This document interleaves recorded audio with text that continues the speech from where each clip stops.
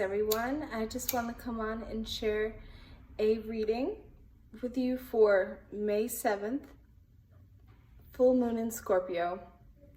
So the cards that I'm going to be pulling here are going to be for May 7th. This is a pick a card reading. So what I'm going to be doing is allowing you to pick the energy that you would like to receive. I'll do a mini reading on each pile that I have here. So the first pile is going to be the amethyst, okay? The second pile will be the clear quartz. And the third pile is going to be baked amethyst or citrine. Okay? So I pre-selected these cards, already with time, involved. So I'm going to pick pile number 1 first.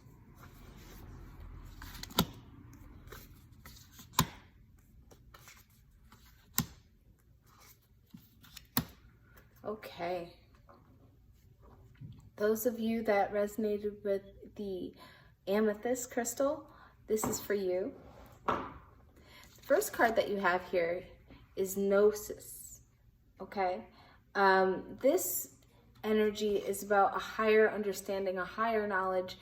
With Moon in Scorpio currently going into Scorpio rather on the 7th, what you're going to be experiencing is a higher sense of awareness because you have to release all the things that are going on around you to get more clarity.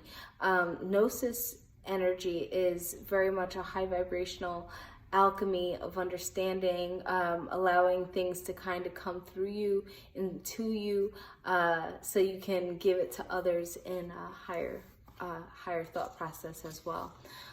You have here the mystic.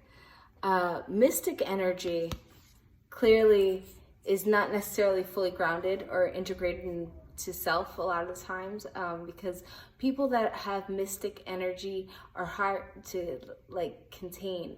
They very much kind of flow around, similar to the butterfly imagery that you have here. The mystic, they are hard to contain. You can't really put something down and say, this is what you have to be. Every mystic is going to be different. So it's good at this time to remember the things that you are learning and understanding with the Gnosis energy. The mystic energy is asking you to kind of be your own true self, your own authentic self, and not try to fit into any boxes right now. Then you have here the ring. The ring energy is obviously connected to marriage of some sort.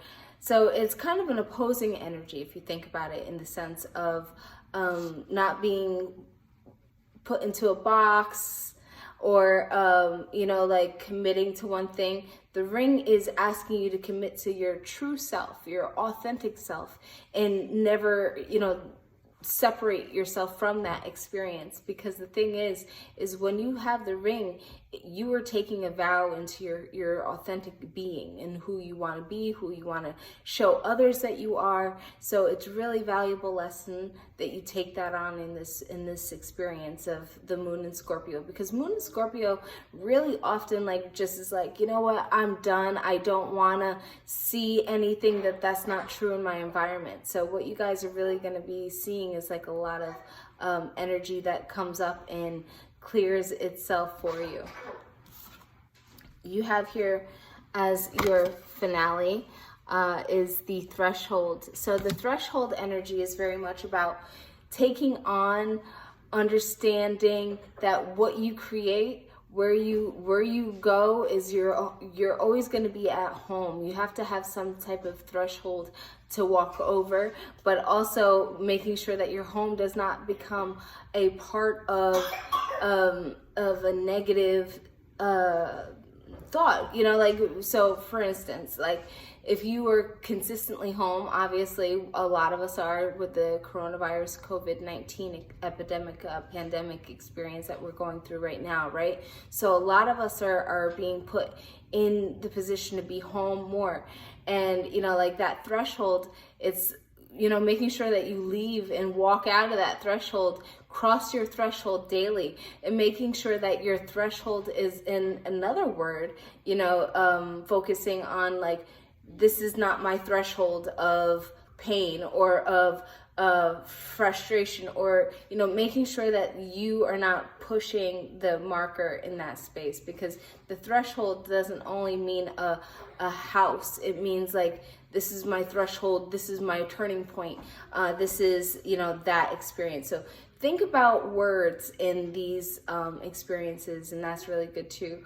So you make sure that you take on that focus, because a lot of us get really loose with our words. So making sure that you remember that the threshold here is not necessarily just, you know, a marker that you cross over every day. It's definitely your point of breaking or shifting. So understanding that, you know, your threshold is to be made, and you have things and decisions to do. So just letting go on a lot of things, that's what I'm getting, is making sure that you release those things that are not in your highest format, like in your highest awareness. So just taking that on. The second pile that we have here is now the clear quartz, and that's this guy right here. And I'm going to, okay.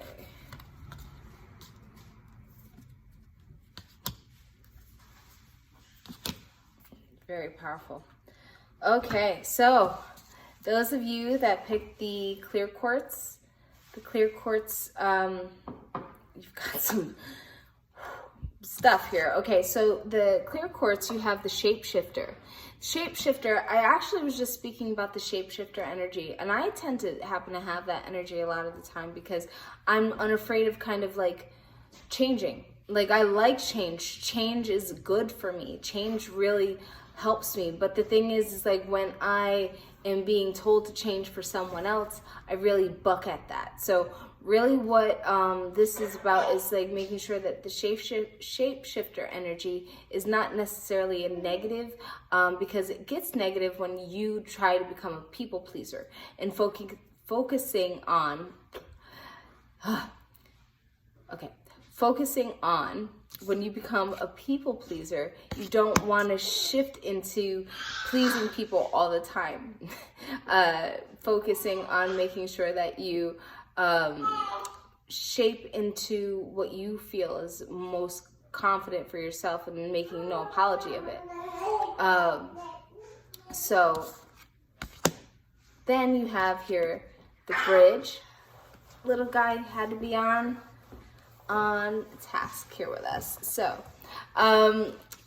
with the bridge is very much about building them, making sure that you don't burn them in this time, because shapeshifter energy, really what that does is it really kind of brings the fact of like making sure that you are not shifting into people pleasing, but at the same time making sure that you don't feel the need to, let people over your bridge for no reason. Like, make sure that you burn those bridges when they need be, but at the same time keeping your authenticity and not burning bridges intentionally based off of self-sabotage. Because a lot of the time, shapeshifters, their reality is sabotage. Like, they don't like staying complacent. They want to shift out of things. So what they do is they kind of like throw a bomb in other people's realities so they can break free. I myself, I've definitely been guilty of that in the past.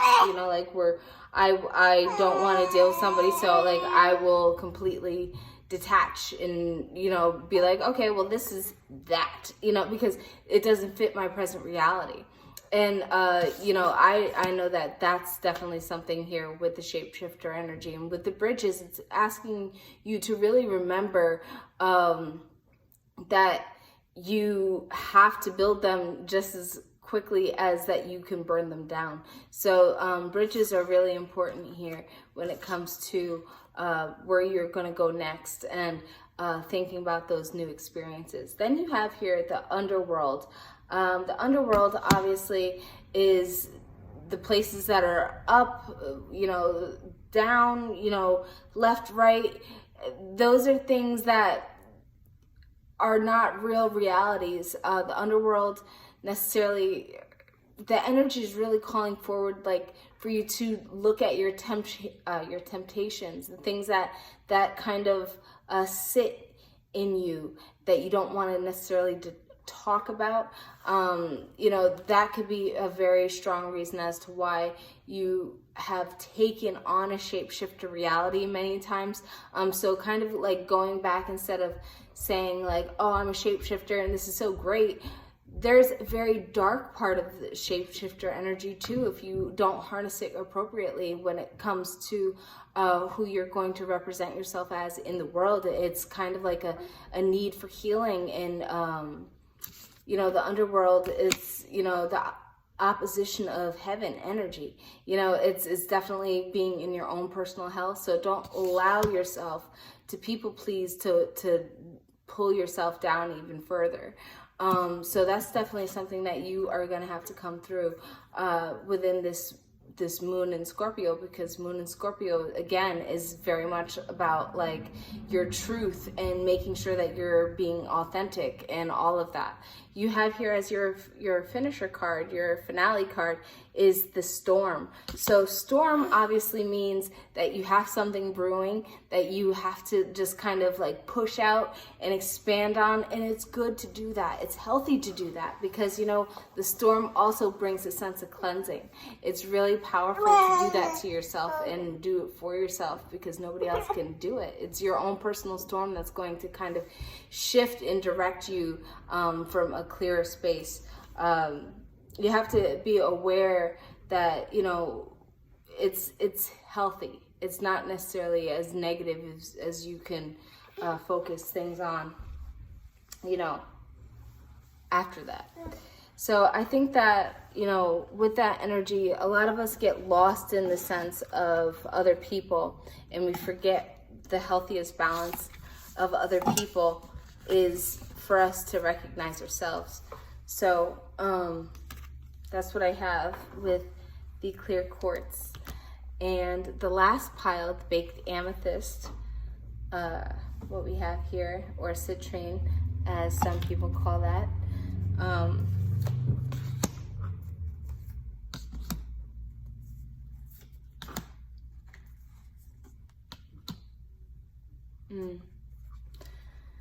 That's powerful too. Really deep messages here. So the first card for the third pile and the final pile is citrine baked amethyst was the energy. But the first card that we have here is the lover. The lover is essentially that of someone who wants to connect to others, but also finds the beauty in many things. The lover is not the partner. It's definitely somebody that kind of wants to give love to everyone and feels love through different things. But you have to identify during this time what love it actually is for you. And it doesn't necessarily have to be like an emotional love. It could be, love of family. It could be love of your children. It could be love of different varieties. But identifying what that is, because that's where the wound happened. And releasing the wound is very important, because we chase love and we find it to be very difficult to just give it authentically at times. So we have here, like I said, the lover as the first card. And then the second card here is the Aletheia. And that is a card of truth and balance and structure. So, you know, like to make sure that you understand why your true reasons are for being such a whimsical lover, in a sense, like just like kind of finding the purpose of love. You know, that's the beauty of it. Then you have here the eternal child. The eternal child, that is very much about the connection of the wound, and like really like kind of never forgetting who you are and your essence, but forgiving it. You know, don't forget it, forgive it, you know, because a lot of us have had wounds happen in childhood that we can't necessarily reconcile. You know, like be it a parent passes away, be it, you know, like we have our own families now. We don't have time to sit and wallow. So a lot of the time the eternal child takes on that space of sadness and fear and regret, and you know, but understanding that, you know, the truth of you looking for love, it's right there. It's within that truth, because you know, love is your direct birthright, and you know, that's the animal instinct. The primal instinct is love. That's what we do it all for, right? Is everybody wants to be loved in a certain way. What I see here is very strong in the sense of making sure that you're not chasing a wound, you're chasing purity. So that's what you have to release here on this full moon, the moon in Scorpio, because it's a very truth-riddled moon that we're being put into.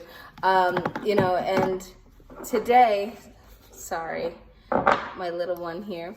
But today, what we're doing is focusing on these things, you know, and today being the 5th of May, today actually is North Node going into Gemini, which is a completely different energy of this. So it's like, it's kind of interesting how this is going to play out. It's like the North Node is like your life's purpose. Gemini is kind of like, has that duplicitous energy with being the twins, like who you see and who you don't.